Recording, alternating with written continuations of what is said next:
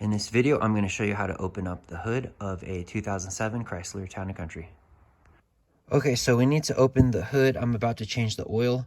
The hood latch is on the driver's side.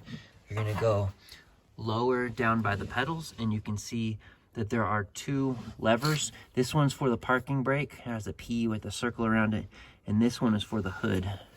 So all you need to do is simply, with two fingers, put them in this lever on the back side and then pull towards you.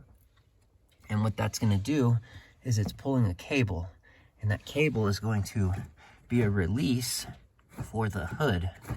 So you pull it one good time, and if yours isn't stuck like mine, you should hear a loud click.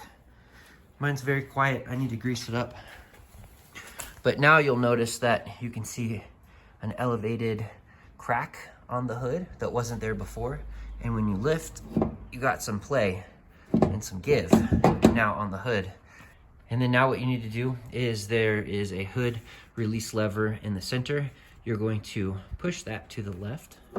And as you push it to the left, you can push up, and then that will release the hood from this locking mechanism. Let me get the weight of the hood off of my other arm though. So what I'm gonna do is take this lever, pull it up, position that lever right here so that I can be hands-free.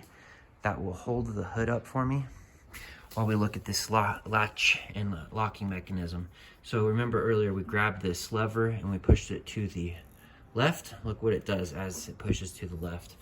That's going to hinge this mechanism so that it opens up so that it can release.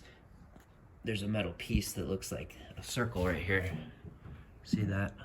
That goes in and locks in between, right? Just like that. So when you move this over, that's going to open up that mechanism to allow you to lift your hood open.